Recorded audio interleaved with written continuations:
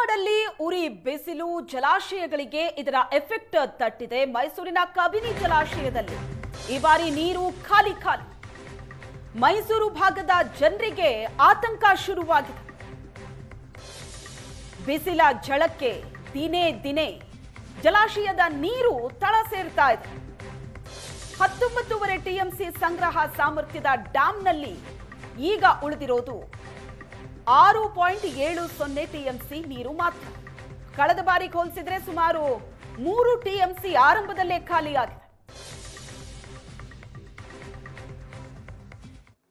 ನೀರಿಗೂ ಹಾಹಾಕಾರ ಬಂದ್ಬಿಡುತ್ತಾ ಅನ್ನೋ ಒಂದು ಪರಿಸ್ಥಿತಿಗಳು ಕೂಡ ಎದುರಾಗ್ತಾ ಇರ್ತಕ್ಕಂಥದ್ದು. ನಾನೀಗ ಮೈಸೂರು ಜಿಲ್ಲೆಯ HD ಕೋಟೆಯಲ್ಲಿರ್ತಕ್ಕಂಥ ಕಬಿನಿ ಜಲಾಶಯದಲ್ಲಿದ್ದೇನೆ. ರಾಜ್ಯದ ಬಹುತೇಕ ಜಲಾಶಯಗಳಲ್ಲಿ ನೀರಿನ ಪ್ರಮಾಣ ಗಣನೀಯವಾಗಿ ಇಳಿಕೆಯಾಗಿದೆ.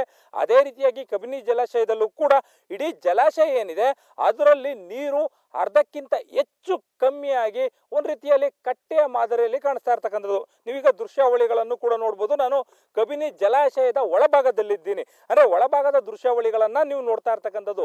ಇಡೀ ಜಲಾಶಯ ತುಂಬಿದಂಥ ಸಂದರ್ಭದಲ್ಲಿ ಯಾವ ರೀತಿಯಾಗಿ ಒಂದು ಸಾಗರದ ರೀತಿಯಲ್ಲಿ ಕಾಣಿಸ್ತಾ ಇತ್ತು ಅಂತ ಜಲಾಶಯ ಇವತ್ತು ಬರಿದಾಗಿ ಒಂದು ಸಣ್ಣ ಕಟ್ಟೆ ಅಂತ ಕಾಣ್ತಾ ಇರ್ತಕ್ಕಂಥ ಪರಿಸ್ಥಿತಿಯನ್ನು ಕೂಡ ನೋಡ್ಬೋದು. ಈಗ ನೀವು ನೋಡ್ತಾ ಇರ್ತಕ್ಕಂಥ ದೃಶ್ಯ ಏನಿದೆ ಕಬಿನಿ ಜಲಾಶಯದ ಎಡದಂಡೆ ನಾಲೆ ನೀರು ಹರಿದು ಹೋಗುವಂಥ ಸ್ಥಳವನ್ನ ನೀವು ಆ ಕಟ್ಟೆಯನ್ನ ಒಂದು ಬಾರಿ ಏರಿಯನ್ನ ಗಮನಿಸ್ಬೋದು. ಯಾವ ಪ್ರಮಾಣದ ನೀರು ಕಡಿಮೆ ಆಗಿದೆ ಅಂತೇಳಿ. ಅಂದ್ರೆ ಈಗ ಏನು ಬೇಸಿಗೆ ಈಗ ಆರಂಭದ ಸ್ಟೇಜ್ನಲ್ಲಿ ಇರ್ತಕ್ಕಂಥದ್ದು, ಬಿಸಿಲಿನ ತಾಪ ಕೂಡ ಏನು ಜಾಸ್ತಿ ಇದೆ. ತಾಪ ಜಾಸ್ತಿ ಇರೋ ಕಾರಣಕ್ಕಾಗಿ ಕೂಡ ದಿನೇ ನೀರು ಎವಾಪರೇಟ್ ಆಗುವಂಥದ್ದು ಅಂದ್ರೆ ಆವಿ ಆಗುವಂತ ಪ್ರಮಾಣ ಕೂಡ ಜಾಸ್ತಿ ಆಗ್ತಾ ಇರ್ತಕ್ಕಂಥ. ಇನ್ನು ಮುಂದುವರೆದಂತ ಬಲಗಡೆ ಪ್ಯಾನ್ ಮಾಡ್ತಾ ಹೋಗ್ತಾರೆ, ಇನ್ನು ಗಮನಿಸ್ತಾ ಹೋಗ್ಬೋದು. ಇಡೀ ಜಲಾಶಯದಲ್ಲಿ ನೀರು ಯಾವ ರೀತಿಯಾಗಿ ಕಡಿಮೆಯಾಗಿ ಇಡೀ ಸಂಪೂರ್ಣ ಬರಡು ಪ್ರದೇಶದಂತೆ ಕಾಣ್ತಾ ಇದೆ ಅನ್ನುವಂಥದ್ದನ್ನ. 2284 ಅಡಿಗಳ ಸಾಮರ್ಥ್ಯ ಇರತಕ್ಕಂಥ ಜಲಾಶಯ, ಅಂದ್ರೆ ಒಟ್ಟು 19 ಟಿಎಂಸಿ ಸಾಮರ್ಥ್ಯ ಇರುವಂತಹ ಒಂದು ಜಲಾಶಯ. ಆದರೆ ಇವತ್ತಿಗೆ ಇಲ್ಲಿ ಇರತಕ್ಕಂಥದ್ದು 2258 ಅಡಿಗಳಷ್ಟೇ ಕೂಡ. ಕಳೆದ ವರ್ಷಕ್ಕೆ ಹೋಲಿಸ್ಕೊಂಡ್ರೆ ಈ ಬಾರಿ ಹೆಚ್ಚಿನ ಪ್ರಮಾಣದಲ್ಲಿ ನೀರು ಆವಿಯಾಗಿದೆ, ಕಡಿಮೆ ಆಗಿದೆ ಅನ್ನೋದು ಬಹಳ ಸ್ಪಷ್ಟವಾಗಿದೆ. ಯಾಕಂದ್ರೆ ಇದೇ ಸಂದರ್ಭದಲ್ಲಿ ಕಳೆದ ವರ್ಷ 2265.54 ಅಡಿಗಳಷ್ಟು ನೀರು ಇರ್ತಿತ್ತು. ಈಗ ನೀವು ಜಲಾಶಯದ ಮುಖ್ಯ ಕ್ರಸ್ಟ್ ಗೇಟ್ಗಳೇನಿವೆ, ಗೇಟ್ಗಳ ಆ ಒಂದು ಪ್ರದೇಶವನ್ನ ನೋಡ್ತಾ ಇರ್ತಕ್ಕಂಥದ್ದು.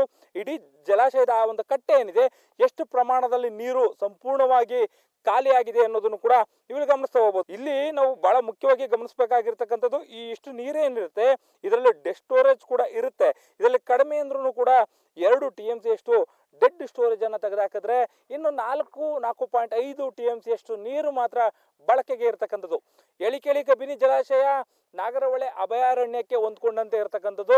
ಅಭಯಾರಣ್ಯದಲ್ಲಿ ಇರ್ತಕ್ಕಂಥ ಕಾಡು ಪ್ರಾಣಿಗಳೇನಿವೆ ಅವುಗಳಿಗೆ ಕುಡಿಯೋ ನೀರಿನ ಅಗತ್ಯತೆ ಹೆಚ್ಚಿರುತ್ತೆ, ಅದಕ್ಕೂ ಕೂಡ ಬಳಕೆ ಆಗಬೇಕು. ಇದಿಷ್ಟೇ ಅಲ್ಲ, ಮೈಸೂರಿನ ಟಿ ನರಸೀಪುರ, ನಂಜನಗೂಡು ಮತ್ತೆ ಚಾಮರಾಜನಗರ ಜಿಲ್ಲೆ ಹಲವು ಭಾಗಗಳೇನಿವೆ ಅಲ್ಲಿಗೂ ಕೂಡ ವ್ಯವಸಾಯದ ನೀರು ಇಲ್ಲಿಂದನೇ ಕೂಡ ಹೋಗ್ತಾ ಇತ್ತು. ಕುಡಿಯೋ ನೀರಿನ ಹಾಹಾಕಾರ ಮುಂದಕ್ಕೆ ಎದುರಾಗುತ್ತಾ ಅನ್ನೋ ಒಂದು ಆತಂಕವನ್ನ ತಂದೊಡ್ತಾ ಇದೆ.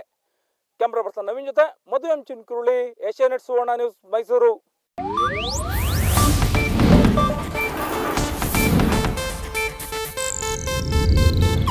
ಇದು ಏಷ್ಯಾನೆಟ್ ನ್ಯೂಸ್ ನೆಟ್ವರ್ಕ್ ಪ್ರಸ್ತುತಿ.